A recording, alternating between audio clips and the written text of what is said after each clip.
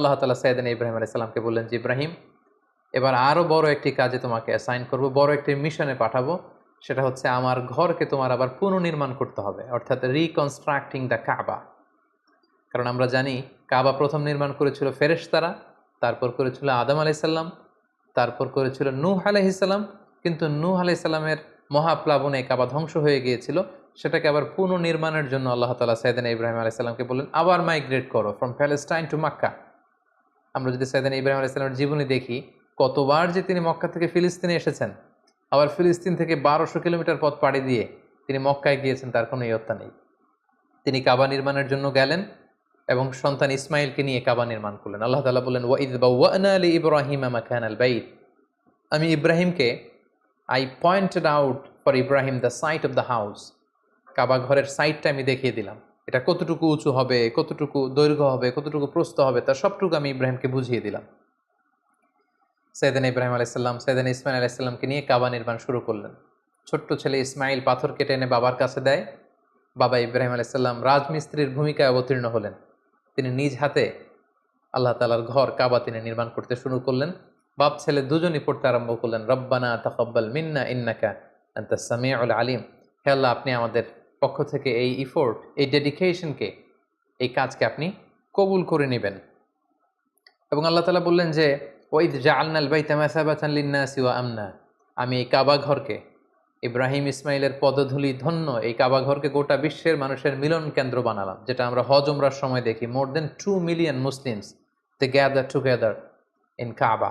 কাবার চারিপাশে প্রায় 20 লক্ষেরও বেশি মানুষ একসাথে হজের সময় তারা সালাত আদায় করে। গোটা বিশ্ব থেকে প্রতিদিন উমরার জন্য মানুষ কিন্তু সেখানে যাচ্ছে। অর্থাৎ মানুষের একটা মিলন কেন্দ্র আল্লাহ তাআলা সেই এলাকাটিকে বানিয়েছিলেন, কিন্তু যেটা একটা সময় ছিল অনুর্বর, জনমানব শূন্য একটি এলাকা। এবং আল্লাহ তাআলা আমাদেরকে আদেশ করলেন, ওয়াত্তাখিযু মিন মাকামি ইব্রাহিমা মুসাল্লা। তোমরা ইব্রাহিমের দাঁড়ানোর জায়গাকে সালাতের জায়গা বানাও।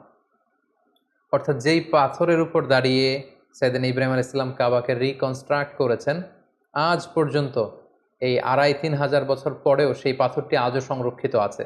আপনারা হজ উমরা যারা করেছেন তারা দেখেছেন সেই পাথরটির চারদিকে সেটা সংরক্ষিত আছে। সাইয়েদনা ইব্রাহিম আলাইহিস সালামের ফুটপ্রিন্ট সেখানে আছে, পায়ের ছাপ আছে। এবং সেটাকে সামনে রেখে টু দ্য ডাইরেকশন অফ কাবা সালাত পড়াকে আল্লাহ তাআলা আমাদের জন্য অবধারিত করেছেন, তিনি আমাদেরকে আদেশ করেছেন।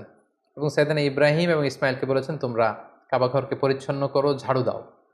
সাইয়েদনা ইব্রাহিম আলাইহিস সালাম সফলতার সাথে কাবা পুনর্নির্মাণের এই মিশনটাও সম্পন্ন করলেন। সম্পন্ন করে তিনি কায়মুন বাকে আল্লাহ তাআলার কাছে একটা দোয়া করেছিলেন, ঐতিহাসিক দোয়া। তিনি বলেছিলেন, রব্বানা ওয়াবআথ ফীহিম রাসূলান। হে আল্লাহ, এই মক্কায় আপনি একজন রসুল পাঠাবেন, ইয়াতলু আলাইহিম আয়াতিক, যে আপনার আয়াত তেলাওয়াত করবে, ওয়া ইউআল্লিমুহুমুল কিতাবা ওয়াল হিকমা, এবং এই এলাকাবাসীদেরকে তিনি আপনার কিতাব শিক্ষা দিবে, সুন্নাহ শিক্ষা দিবে, ওয়া ইউযাক্কিহিম, তাদেরকে পরিচ্ছন্ন করবে, ইন্নাকা আনতাল আজিজুল হাকিম, আপনি মহাপরাক্রমশালী, আপনি প্রজ্ঞাময়। এই বরকতপূর্ণ দোয়ার বদৌলতে বেসিক্যালি আল্লাহ তাআলা আখিরি জামানার পয়গম্বর বিশ্বনবী মুহাম্মদুর রাসূলুল্লাহ সাল্লাল্লাহু আলাইহি সাল্লামকে প্রায় 2500 বছর পরে মক্কায় শেষ নবীর আগমন ঘটে। এবং আল্লাহ রাসূল সাল্লাল্লাহু আলাইহি ওয়াসাল্লাম তিনি বলতেন, আনা দাওয়াতু আবি ইব্রাহিম, আমি হচ্ছে আমার বাবা ইব্রাহিমের দোয়ার ফসল। ওনার দোয়ার বদৌলতেই আল্লাহ তাআলা আমাকে এই পৃথিবীতে শেষ নবী করে পাঠিয়েছেন। একেবারে শেষ পর্যায়ে আল্লাহ তাআলা ইব্রাহিমকে বললেন যে, ইব্রাহিম, তুমি মক্কা ছেড়ে যাওয়ার আগে মক্কাতে একটি ঘোষণা দাও, ঐতিহাসিক ঘোষণা, বিগ অ্যানাউন্সমেন্ট। সেটা কিসের ঘোষণা? সেটা হচ্ছে হজের ঘোষণা। কিভাবে হজ শুরু হলো, তুমি হজের ঘোষণা দাও। সাইয়েদনা ইব্রাহিম আলাইহিস সালাম বললেন, আল্লাহ, এখানে কোনো মানুষ নেই, কোনো জনপদ নেই, কেউ নেই, আমি কার কাছে হজের ঘোষণা দেব? আল্লাহ তাআলা বললেন, তুমি শুধু ঘোষণাটা দাও, গোটা বিশ্বের মানুষের কানে এই ঘোষণা পৌঁছে দেওয়ার দায়িত্ব আমি আল্লাহ নিজে নিয়ে নিলাম। সুবহানাল্লাহি ওয়া বিহামদিহি। আল্লাহ তাআলা বলছেন, ওয়াআযযিন ফিন-নাসি বিল হজ্জ ইয়াতুকা রিজালা ওয়া আলা কুল্লি দামিরি ইয়াতিনা মিন কুল্লি ফাজ্জিন আমিক। ইব্রাহিম, তুমি ঘোষণা দাও, তোমার এই ঘোষণার বদৌলতে দেখবে আগামী বছর থেকে গোটা বিশ্ব থেকে মানুষ আসতে শুরু করবে। এবং সাইয়েদনা ইব্রাহিম আলাইহিস সালাম সাফা পাহাড়ের উপরে উঠলেন, কোনো বর্ণনায় জাবালে আবু কুবাইসের উপরে উঠলেন, উঠে ঘোষণা দিলেন, আইয়ুহান নাস ইন্না রাব্বাকুম ক্বাদ ইত্তাখাযা বাইতান ফাহাজ্জু। হে গোটা বিশ্বের মানুষ, আল্লাহ তাআলা একটি পবিত্র ঘর নির্মাণ করেছেন আমার মাধ্যমে, তোমরা এই ঘরে হজ পালনের জন্য আসো। তাফসিরে এসেছে যে এই ঘোষণাটা আল্লাহ তাআলা গোটা বিশ্বের সবার কানে তখন পৌঁছে দিয়েছেন। এমনকি আমরা যখন তখন ছিলাম না এই পৃথিবীতে, আমরা রুহের জগতে ছিলাম, আমাদের কাছে আল্লাহ তাআলা এই আহ্বানটি পৌঁছিয়েছিলেন।